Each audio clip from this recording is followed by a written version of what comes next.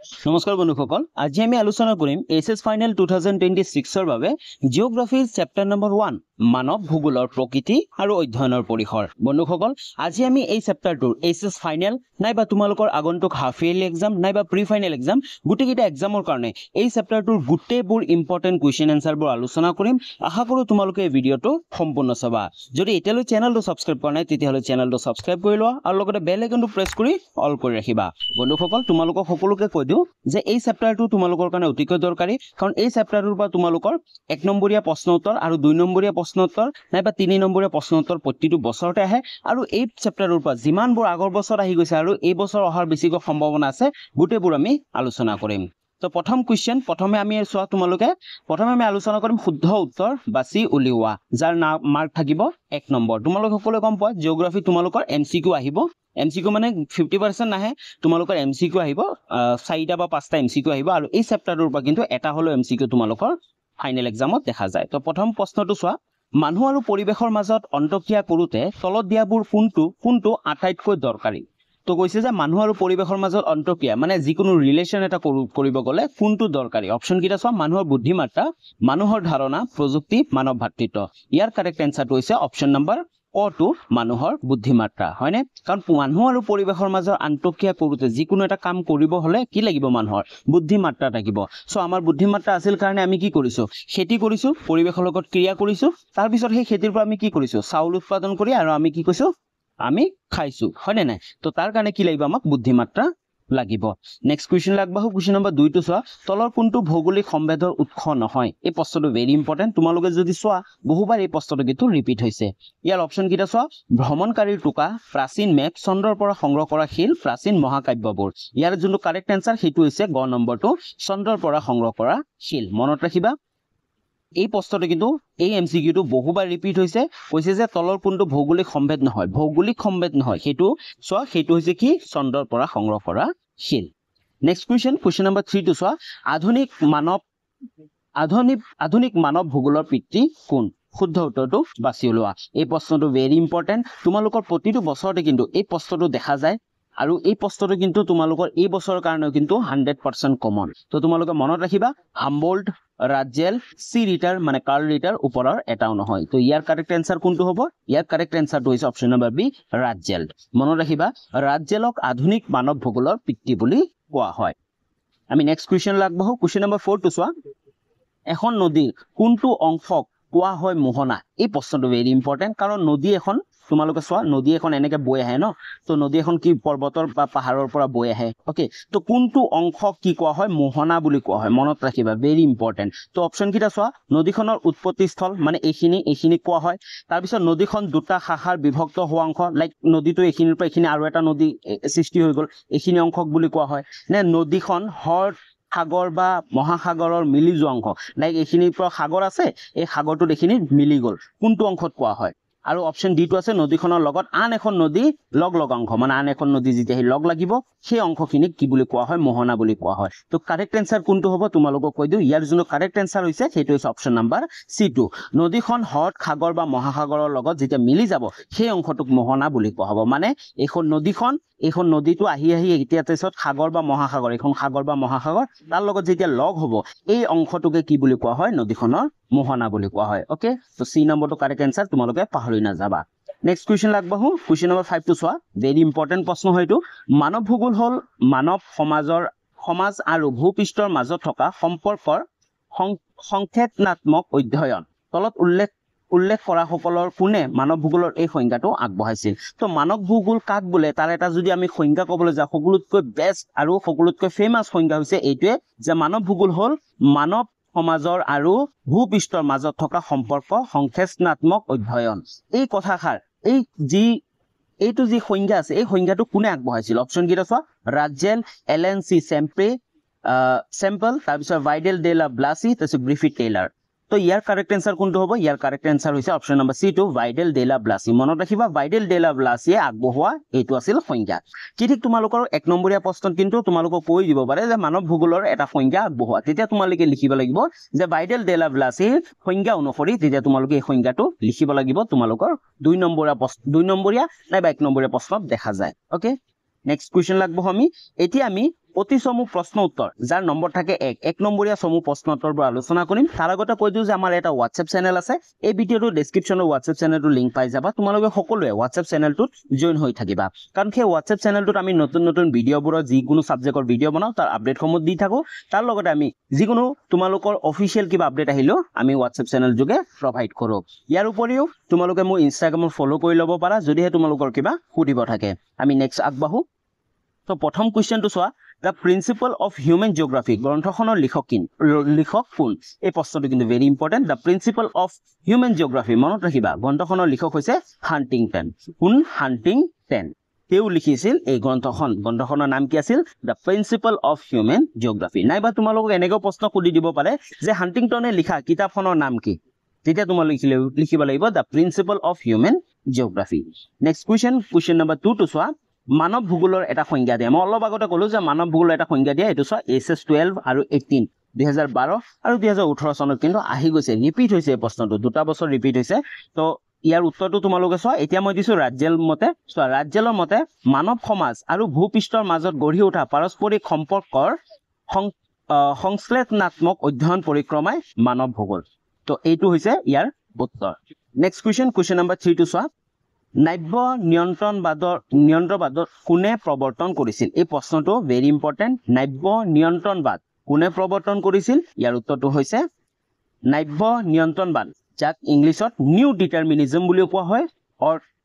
প্ৰৱৰ্তক Griffith tailor কোন আছিল Griffith টেইলাৰে কৰিছিল মনত ৰাখিবা এই নাব্য নিয়ন্ত্ৰণবাদ নাইবা নিউ ডিটাৰমিনিজম কোনে প্ৰৱৰ্তন কৰিছিল গ্ৰিফিথ টেইলাৰে প্ৰৱৰ্তন কৰিছিল ওকে নেক্সট কোৱেশ্চন লাগবাও কোৱেশ্চন নম্বৰ 4 টো চোৱা পৃথিৱীৰ মূল উপাদান দুটা কি কি এই প্ৰশ্নটো কিন্তু ভেৰি ইম্পৰ্টেন্ট বহুবাৰ ৰিপিট হৈছে পৃথিৱীৰ মূল উপাদান দুটা কি কি 1 নম্বৰৰ কাৰণে ইয়াৰ উত্তৰটো চোৱা পৃথিৱীৰ মূল উপাদান একেবাৰে সহজ স্থলভাগ আৰু জলভাগ তোমালোকে সকলোৱে জানা আৰু মনত ৰাখিবা যাতে আৰু এবাৰ তোমালোকৰ চাব প্ৰয়োজন নহয় পৃথিৱীৰ মূল উপাদান দুটা হৈছে স্থলভাগ আৰু জলভাগ যদি বুজি পাইছা তেতিয়া হলে কমেন্ট কৰি জনাবা নেক্সট এতিয়া আমি চমু প্ৰশ্ন উত্তৰ যাৰ মাৰ্ক থাকিব 2 নম্বৰীয়া চমু প্ৰশ্ন উত্তৰবোৰ আলোচনা কৰিম প্ৰথম কোৱেশ্চনটো চোৱা মানৱ ভূগোলৰ দুটা শাখাৰ নাম লিখা এই প্ৰশ্নটো একেবাৰে কিন্তু ভেৰি ইম্পৰ্টেন্ট তোমালোকৰ কাৰণে তোমালোকে চাব পাৰা SS 14 আৰু 16 14 আৰু 16 এই প্ৰশ্নটো ৰিপিট হৈছে আৰু এই প্ৰশ্নটো কিন্তু ভেৰি ইম্পৰ্টেন্ট 2 নম্বৰীয়া প্ৰশ্নৰ কাৰণে তো মানৱ ভূগোলৰ দুটা শাখাৰ নাম হৈছে একেবাৰে সহজ সামাজিক ভূগোল আৰু অৰ্থনৈতিক ভূগোল ওকে তো মানৱ ভূগোলৰ যিকোনো দুটা শাখাৰ নাম লিখি দিবা সামাজিক ভূগোল আৰু অৰ্থনৈতিক ভূগোল নেক্সট কোৱেশ্চন নম্বৰ 2 টো চোৱা মানৱ ভূগোলে কি অধ্যয়ন কৰে এই প্ৰশ্নটো SS 15 আৰু 17 দুই বছৰ ৰিপিট হৈছে এই প্ৰশ্নটো তোমালোকৰ কাৰণে ভেৰি ইম্পৰ্টেন্ট মানৱ ভূগোলে কি অধ্যয়ন কৰে ইয়াৰ উত্তৰটো হৈছে মানৱ ভূগোলে মানৱ সমাজ আৰু ভূপৃষ্ঠৰ মাজত থকা সম্পৰ্ক অধ্যয়ন কৰে হয়নে মানৱ ভূগোলে কি অধ্যয়ন কৰে কি ষ্টাডি কৰে মানৱ ভূগোলে এই ষ্টাডি কৰে বা অধ্যয়ন কৰে যে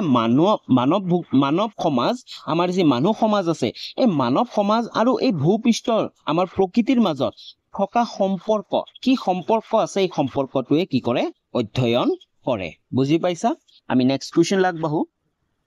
নেক্সট কোৱেশ্চন নম্বৰ 3 টো চোৱা এই প্ৰশ্নটো কিন্তু ভেৰি ইম্পৰ্টেন্ট তোমালোকৰ কাৰণে কৈছে কোনো এটা অঞ্চলৰ জনসংখ্যাৰ ঘনত্ব কেনেদৰে হিচাপ কৰি উলিয়াবা এই প্ৰশ্নটো কিন্তু ভেৰি ইম্পৰ্টেন্ট SS 20 টো আহি গৈছে আৰু এই প্ৰশ্নটো কিন্তু এই বছৰ SS 2026 ৰ কাৰণে কিন্তু ভেৰি ইম্পৰ্টেন্ট কাৰণ ৰিসেন্টলি যেতিয়া ফাৰ্স্ট ইউনিট টেষ্ট এক্সাম হৈ গৈছে বিভিন্ন ডিস্ট্ৰিক্টৰ প্ৰতিটো ডিস্ট্ৰিক্টত কিন্তু বেছিভাগ ডিস্ট্ৰিক্টতে এই প্ৰশ্নটো ৰিপিট হোৱা দেখা গৈছে ওকে মানে এই প্ৰশ্নটো দেখা গৈছে প্ৰশ্ন কাকতত তো কোনটো অঞ্চলৰ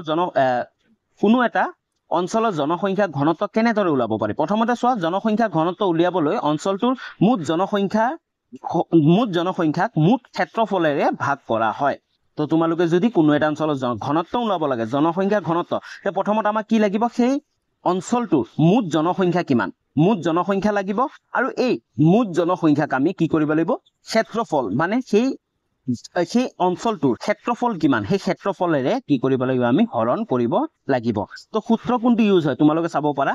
ঘনত্ব ইকুৱেল মুঠ জনসংখ্যা ওপৰত থাকিব আৰু মুঠ জনসংখ্যাক আমি কি মুঠ ক্ষেত্ৰফলেৰে আমি কি কৰিম হৰণ কৰিম আমি এটা উদাহৰণো দি দেখাই দিছো চোৱা উদাহৰণ যদি এটা অঞ্চলৰ জনসংখ্যা কিমান 10000 আৰু ক্ষেত্ৰফল 100 বৰ্গ কিলোমিটাৰ সো আমি ক্ষেত্ৰফলটো বৰ্গ কিলোমিটাৰ ল'ব লাগিব তাৰপিছত চোৱা যদি 10000 জনসংখ্যা আছে আৰু 100 বৰ্গ কিলোমিটাৰ তেনেহলে আমি 10000 হৰণ 100 আমি কৰিম তেতিয়া আমি কি পাম যে 100 জন প্ৰতি বৰ্গ কিলোমিটাৰ মানে সেই গোটেই ঠাইটোৰ আমাৰ কিমান আছিল 100 বৰ্গ কিলোমিটাৰ আছিল 100 বৰ্গ কিলোমিটাৰ আছিল তাত যদি আমি 1 বৰ্গ কিলোমিটাৰৰ কথা ক'বলৈ যাওঁ তেতিয়া তাত কেইজন ব্যক্তি আছে 100 জন ব্যক্তি আছে আৰু তোমালোকক কৈ দিও যে জনসংখ্যাৰ ঘনত্ব বুলিলে কি বুজা এই প্ৰশ্নটো তোমালোকে চাই থৈ দিবা ওকে এতিয়া আমি নেক্সট কোৱেশ্চন লাগবহু কোৱেশ্চন নম্বৰ 4 টো চোৱা মানৱ ভূগোলৰ পৰিসৰবোৰ কি কি এই প্ৰশ্নটো ভেৰি ইম্পৰ্টেন্ট এছএছ 13 ত 23 আহি গৈছে সৰি 23 আহি গৈছে তো মানৱ ভূগোলৰ পৰিসৰবোৰ কি কি একেবাৰে সহজ মনত ৰাখিবা মানৱ ভূগোলৰ পৰিসৰবোৰ হৈছে জনসংখ্যা ভূগোল আৰু এই জনসংখ্যা ভূগোলত আমি কি কৰো জনসংখ্যাৰ বৰ্তন বৃদ্ধি আৰু স্থানান্তৰণ এইবোৰ আমি কি কৰো অধ্যয়ন কৰো আৰু 2 নম্বৰত আছে অৰ্থনৈতিক ভূগোলত আমি কি কৰো কৃষি উদ্যোগ বাণিজ্য আদিৰ অধ্যয়ন কৰো তাৰপিছত 3 নম্বৰত হৈছে সাংস্কৃতিক ভূগোলত আমি কি কৰো ভাষা ধৰ্ম সংস্কৃতি আৰু পৰম্পৰা এইবোৰ কি কৰো অধ্যয়ন কৰো আৰু 4 নম্বৰত আছে সেইটো হৈছে ৰাজনৈতিক ভূগোলত আমি কি কৰো দেশ সীমান্ত আৰু ৰাজনীতিৰ কথা অধ্যয়ন কৰো তাৰপিছত 5 নম্বৰ হৈছে বাসস্থান ভূগোলত আমি গাঁও আৰু চহৰসমূহৰ অধ্যয়ন কৰো আৰু 6 নম্বৰত আছে সামাজিক ভূগোলত আমি সমাজ আৰু মানৱ জীৱন ধাৰাৰ অধ্যয়ন কৰো তো মানৱ ভূগোলৰ পৰিসৰ যদি আহে তোমালোকৰ বেছিভাগ কিন্তু এই প্ৰশ্নটো 5 নম্বৰ কাৰণেও অহা দেখা যায় বহুবাৰ যেতিয়া তোমালোকে বহলাই লিখিব লাগিব 5 নম্বৰ কাৰণেও আমাৰ ভিডিও আহিব ওকে তো যদি তোমালোকৰ 2 নম্বৰত আহে তেতিয়া তোমালোকে এনেকে লিখিব লাগিব ওকে তোমালোকে এনেকে নাম্বাৰ দি লিখি দিবা তোমালোকে ফুল মাৰ্ক পাই যাবা ওকে নেক্সট কোৱেশ্চন নম্বৰ 5 টো চোৱা মানৱ ভূগোলৰ দুটা উপশাখাৰ নাম লিখা এই প্ৰশ্নটো ভেৰি ইম্পৰ্টেন্ট তোমালোকে চাব পাৰা এইচএছ 14 2014 টো আহি গৈছে এই প্ৰশ্নটো তো মানৱ ভূগোলৰ দুটা উপশাখাৰ নাম হৈছে কৃষি ভূগোল আৰু সাংস্কৃতিক ভূগোল হয়নে নেক্সট কোৱেশ্চন নম্বৰ এতিয়া আমি দীঘলীয়া প্ৰশ্ন উত্তৰবোৰ আলোচনা কৰিম এই দীঘলীয়া প্ৰশ্ন উত্তৰবোৰ যিমানকৈ আলোচনা কৰিম কোনোবাটো 3 নম্বৰীয়া হ'ব পাৰে কোনোবাটো 5 নম্বৰীয়া হ'ব পাৰে তো প্ৰথম প্ৰশ্নটো চোৱা মানৱ ভূগোলৰ লগত আন সমাজ বিজ্ঞানৰ সম্পৰ্ক কেনে এই প্ৰশ্নটো এইচএছ 14 ত আহি গৈছে আৰু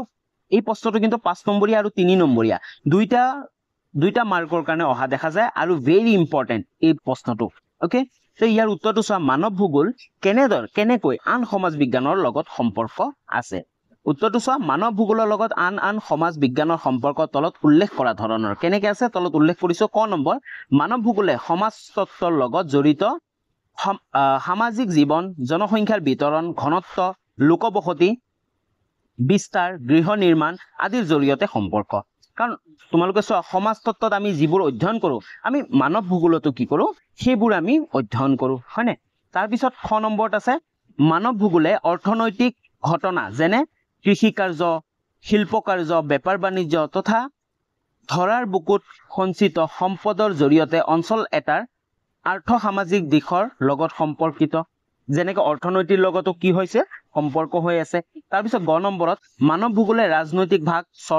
চৰকাৰৰ প্ৰশাসনিক বিষয় পৰিৱৰ্তন অনুষ্ঠান প্ৰতিষ্ঠান আদিৰ লগত ৰাষ্ট্ৰৰ পাৰস্পৰিক সম্পৰ্কৰ বিষয়ে আলোচনা কৰে তো এনেদৰে কি হৈ আছে সমাজ বিজ্ঞানৰ আন বিভিন্ন শাখাৰ লগত জড়িত হৈ আছে এই প্ৰশ্নটো 3 নম্বৰ কাৰণে আছিল তো তোমালোকৰ কাৰণে ভেৰি ইম্পৰ্টেন্ট তোমালোকে এই প্ৰশ্নটো ভালদৰে চাব লাগিব নেক্সট কোৱেশ্চন নম্বৰ 2 টো চোৱা মানৱ ভূগোলৰ পৰিসৰ সম্পৰ্কে এটা টুকা লিখা এই প্ৰশ্নটো বহুত ইম্পৰ্টেন্ট কাৰণ তোমালোকে চাব পাৰা এইচএছ 13 আৰু 17 ত এই প্ৰশ্নটো ৰিপিট হৈছিল তো ইয়াৰ উত্তৰটো চোৱা মানৱ ভূগোলৰ পৰিসৰ সম্পৰ্কে তলত আলোচনা কৰা হল তো প্ৰথম 1 নম্বৰত আছে মানুহৰ ক্ৰিয়াকলাপৰ ওপৰত প্ৰাকৃতিক পৰিৱেশৰ প্ৰভাৱ সম্পৰ্কে অধ্যয়ন তো মানৱ ভূগোলৰ পৰিসৰ কি অধ্যয়ন কৰে মানুহৰ ক্ৰিয়াকলাপৰ ওপৰত প্ৰাকৃতিক পৰিৱেশৰ প্ৰভাৱ কেনে থাকে তাৰ সম্পৰ্কে কি কৰে অধ্যয়ন কৰে তাৰপিছত খ নম্বৰটো হৈছে পৃথিৱীৰ বিভিন্ন অঞ্চলত কিদৰে মানুহ আৰু প্ৰাকৃতিক পৰিৱেশৰ মাজত গঢ়ি উঠা সম্পৰ্ক ভিন ৰূপ লৈছে তাক অধ্যয়ন কৰে তো পৃথিৱীৰ বিভিন্ন অঞ্চলত কিদৰে মানুহ আৰু প্ৰকৃতিৰ মাজৰ কি হৈছে গঢ়ি উঠা সম্পৰ্ক এতিয়া আমি যদি চাবলৈ যাওঁ আমাৰ ভাৰতবৰ্ষৰ কি আমাৰ প্ৰকৃতিটো কি আমাৰ প্ৰকৃতিটো হৈছে আমাৰ ইয়াতে কি বৰষুণ বেছি হয় তো তাৰ কাৰণে আমি তেনেকুৱা আমি কি কৰিব পাৰিছো ধান খেতিবোৰ বেছিভাগ কৰিব পাৰিছো হয়নে আনফালে যদি আমি মৰুভূমি অঞ্চল এটা চাবলৈ যাওঁ তাত জানো ধান খেতি কৰিব পাৰিম কাৰণ তাৰ পৰিৱেশটো বেলেগ বুজি পাইছা তাৰ প্ৰকৃতিটো বেলেগ সেটেই প্ৰতিটো ঠাই প্ৰকৃতি আৰু মানুহৰ মাজত এই সম্পৰ্ক কৰিহে মানুহ এটা কি কৰিব পাৰে জীৱন যাপন কৰিব পাৰে আৰু সেই তাকে অধ্যয়ন কৰে এই মানৱ ভূগোলে ওকে তাৰপিছত গ নম্বৰটো চোৱা পৃথিৱীৰ বিভিন্ন প্ৰাকৃতিক পৰিৱেশৰ সমস্যাৰাজি অধ্যয়ন কৰা আৰু সমাধান কৰা তো পৃথিৱীৰ বিভিন্ন ঠাইত প্ৰাকৃতিক যিবোৰ পৰিৱেশৰ সমস্যা আছে সেই সমস্যাবোৰ অধ্যয়ন কৰে আৰু সেই সমস্যাবোৰ সমাধান কৰিবলৈ চেষ্টা কৰে তাৰপিছত ঘ নম্বৰ আছে প্ৰাকৃতিক পৰিৱেশত মানুহৰ অৰ্থনৈতিক আৰু সামাজিক ক্ৰিয়াকলাপ অধ্যয়ন কৰে তো মই অলৰেডি ক'লো যে মানুহৰ প্ৰকৃতিৰ ওপৰত ভিত্তি কৰি মানুহৰ কি হয় অৰ্থনৈতিক আৰু সামাজিক ক্ৰিয়াকলাপবোৰ বেলেগ বেলেগ হয় নে আমাৰ ঠাইৰ সামাজিক আমাৰ ঠাইত আমাৰ যি ভাৰতবৰ্ষ আছে বা অসমৰ আছে অসমৰ অৰ্থনৈতিক আৰু সামাজিক ক্ৰিয়াকলাপবোৰ বেলেগ আনফালে আমি যদি চাবলৈ যাওঁ তামিলনাডু সাইড সাউথৰ ফালে চাবলৈ যাওঁ তাত কি হয় তাতো বেলেগ হয় কাৰণ প্ৰকৃতিৰ ওপৰত ডিপেন্ড হয় নে নাই তাৰপিছত নম্বৰটো হৈছে সেইটো হৈছে প্ৰাকৃতিক পৰিৱেশত মানুহৰ বিভিন্ন কাৰ্যাৱলী জীৱন ধাৰণৰ প্ৰণালী জীৱিকাৰ উপায় মানুহৰ বসতি জনসংখ্যাৰ বিতৰণ ইত্যাদি ব্যাপক অধ্যয়ন কৰা হয় তো এইটোৱে আছিল উত্তৰ আৰু এই উত্তৰটো কিন্তু দীঘলীয়া প্ৰশ্ন মানে 5 নম্বৰৰ কাৰণে আছিল তো এই প্ৰশ্নটো কিন্তু ভেৰি ভেৰি ইম্পৰ্টেন্ট তোমালোকে এই প্ৰশ্নটো গোটেই উত্তৰখিনি লাগে তোমালোকে স্ক্ৰীনশ্বট লৈ ল'ব পাৰা গোটেইখিনি তোমালোকে ভাল ধৰণে পঢ়িব লাগিব নেক্সট কুৱেশ্যন নম্বৰ 3 টো চোৱা মানৱ ভূগোলৰ ক্ষেত্ৰ আৰু উপক্ষেত্ৰ সমূহৰ বৰ্ণনা কৰা এই প্ৰশ্নটো ভেৰি ইম্পৰ্টেন্ট SS 15ত আহি গৈছিল এই প্ৰশ্নটো তো মানৱ ভূগোলৰ বিভিন্ন ক্ষেত্ৰ আৰু উপক্ষেত্ৰসমূহ বৰ্ণনা কৰিব দিছে তো ক্ষেত্ৰ আৰু উপক্ষেত্ৰবোৰ কি হ'ব ক নম্বৰ জনসংখ্যা ভূগোল অলৰেডি আমি অলপ আগতে আলোচনা কৰি আহিছিলো 2 নম্বৰীয়া প্ৰশ্নৰ কাৰণে জনসংখ্যা ভূগোল কি হয় জনগাঁথনি সম্পৰ্কীয় বিষয় আলোচনা কৰা হয় তাৰপিছত অৰ্থনৈতিক ভূগোলত কি কৰা হয় কৃষি ভূগোল উদ্যোগ ভূগোল তাৰপিছত বিপণন ভূগোল পৰ্যটন ভূগোল বাণিজ্য ভূগোল তাৰপিছত আচৰণ ভূগোল আৰু কল্যাণ ভূগোল এইবোৰ কি কৰা হয় অধ্যয়ন কৰা হয় তাৰপিছত গ নম্বৰত আছে সমাজ ভূগোলত আমি কি কৰোঁ অলপ আগতে কৈ আহিলো সাংস্কৃতিক ঐতিহাসিক চিকিৎসা আৰু ভূ ৰাজনীতিৰ আদি ক্ষেত্ৰবোৰ অধ্যয়ন কৰা হয় তাৰপিছত ৰাজনৈতিক ভূগোলত নিৰ্বাচন প্ৰতিৰক্ষা আৰু প্ৰশাসনিক দিশবোৰ কি কৰা হয় অধ্যয়ন কৰা হয় তাৰপিছত পৌৰ ভূগোলত আমি কি কৰোঁ নগৰীকৰণ বা নগৰ প্ৰকল্পন তাৰপিছত নীতি তত্ত্ব আদি এইবোৰ অধ্যয়ন কৰা হয় ওকে তো এই প্ৰশ্নটো কিন্তু ভেৰি ইম্পৰ্টেন্ট অলৰেডি 2 নম্বৰটো আমি পঢ়ি পাইছো আৰু এতিয়া আমি 5 নম্বৰতো পাইছো ওকে নেক্সট কুৱেশ্যন নম্বৰ 4 টো চোৱা এই প্ৰশ্নটো কিন্তু ভেৰি ভেৰি ইম্পৰ্টেন্ট কৈছে যে সময়ৰ খুঁটত মানৱ ভূগোলৰ অগ্ৰসৰ ব্যাখ্যা কৰা সময়ৰ খুঁটত এই মানৱ ভূগোলটো কেনেকৈ অগ্ৰসৰ হৈছে তাৰ ওপৰত আমাৰ ব্যাখ্যা কৰিব দিছে আৰু এই প্ৰশ্নটো SS 2016 চনত আহি গৈছিল আৰু এই বছৰৰ কাৰণে কিন্তু ভেৰি ভেৰি ইম্পৰ্টেন্ট তো চোৱা সময়ৰ অগ্ৰগতিত মানৱ ভূগোলৰ ক্ৰম বিকাশ সমূহ হ'ল প্ৰথম চোৱা 1 নম্বৰ হৈছে প্ৰাচীন যুগ তো প্ৰাচীন যুগত মানৱ ভূগোল কেনেকুৱা আছিল প্ৰাচীন যুগত মানৱ ভূগোলৰ অধ্যয়নৰ বিষয় আছিল অনুসন্ধান আৰু পূৰ্ণ মাত্ৰাই আছিল বৰ্ণনাত্মক তো প্ৰাচীন যুগত এই মানৱ ভূগোলটো কি আছিল কেৱল আছিল অনুসন্ধান কৰা আৰু পূৰ্ণ মাত্ৰাই আছিল বৰ্ণনাত্মক তাৰ পিছত আহিল মধ্যযুগ খ নম্বৰ মধ্যযুগত কি হ'ল মধ্যযুগত মানৱ ভূগোলে আঞ্চলিক বিশ্লেষণ পদ্ধতি উদ্ভাৱন কৰে আৰু আধুনিক যুগত কি কৰা হ'ল আধুনিক যুগত মানৱ ভূগোলে স্থানীয় পৃথকীকৰণ পৰিমাণপক পদ্ধতি ব্যৱহাৰ প্ৰয়োগ আৰু পৰিমাণ পদ্ধতি প্ৰয়োগ আৰু সামান্যকৰণ পদ্ধতি আদি এইবোৰ কি কৰা হ'ল প্ৰয়োগ কৰা হ'ল আৰু যাৰ ফলত কি হৈছে সময়ে এই মানৱ ভূগোলৰ কি হৈছে অগ্ৰসৰ হৈছে ওকে তো এই প্ৰশ্নটো ভেৰি ইম্পৰ্টেন্ট তোমালোকে স্ক্ৰীনশ্বট লৈ তোমালোকে প্ৰশ্নটো ভাল ধৰণে আৰু এবাৰ পঢ়ি ল'ব পাৰা ওকে এতিয়া আমাৰ ভিডিঅ'টো এইখিনিলৈ আছিল কিন্তু তাৰ উপৰি আমাৰ দুটা ইম্পৰ্টেন্ট প্ৰশ্ন আছে সেই দুটা ইম্পৰ্টেন্ট প্ৰশ্ন আমি উত্তৰখিনি দিয়া নাই কাৰণ অলৰেডি উত্তৰখিনি আমি আলোচনা কৰিলো তোমালোকে চাব পাৰা মানৱ ভূগোলৰ এটা সংজ্ঞা দিয়া কাৰণ এই প্ৰশ্নটো কিন্তু 5 নম্বৰৰ কাৰণে ভেৰি ভেৰি ইম্পৰ্টেন্ট মানৱ ভূগোলৰ এটা সংজ্ঞা দিয়া অলৰেডি আমি মানৱ ভূগোলৰ এটা সংজ্ঞা আলোচনা কৰিলো তাৰপিছত কৈছে ইয়াৰ গুৰুত্ব বৰ্ণনা কৰা অলৰেডি ইয়াৰ গুৰুত্ববোৰ আমি বৰ্ণনা কৰিলো তাৰপিছত মানৱ ভূগোলৰ সংজ্ঞা দিয়া সেম তোমালোকে চাব পাৰা তোমালোকৰ মানৱ ভূগোলৰ সংজ্ঞাটো কিন্তু তোমালোকৰ কাৰণে ভেৰি ভেৰি ইম্পৰ্টেন্ট কৈছে যে এই প্ৰশ্নটো SS 2025ত আহিছিল